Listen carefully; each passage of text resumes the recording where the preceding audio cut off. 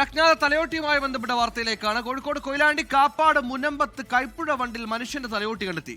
Koyilandy police അന്വേഷണം തുടങ്ങിയിട്ടുണ്ട്. പ്രദേശവാസികൾ നടന്നു പോകുന്ന വഴിയിലാണ് തലയോട്ടി കണ്ടെത്തിയത്. നിഖിൽ പ്രമേഷ് കോഴിക്കോടും ചെയ്യുന്നു. നിഖിൽ, പ്രദേശവാസികൾ സ്ഥിരമായി പോകുന്ന വഴിയാണെങ്കിൽ ഇന്നോ അല്ലെങ്കിൽ കഴിഞ്ഞ ദിവസങ്ങൾ ആരോ കൊണ്ടുപോയി ഇട്ടതാണെന്ന കാര്യത്തിൽ സംശയമില്ല.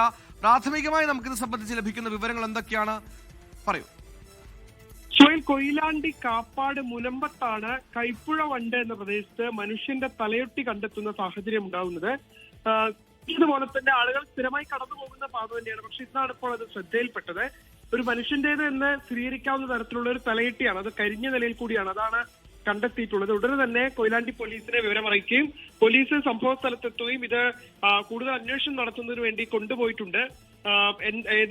സമീപകാലത്ത് മേഖലയിൽ നിന്ന് കാണാതായിട്ടുള്ള ആരുടെയെങ്കിലും തലയൊട്ടിയാണോ എന്നതടക്കമുള്ള കാര്യങ്ങളിൽ ഒരു വ്യക്തത കൈവരേണ്ടതുണ്ട്. എന്തായാലും കൂടുതൽ അന്വേഷണം കൊയിലാണ്ടി പോലീസ് ഇതുമായി ബന്ധപ്പെട്ട് ആരംഭിച്ചിട്ടുണ്ട്.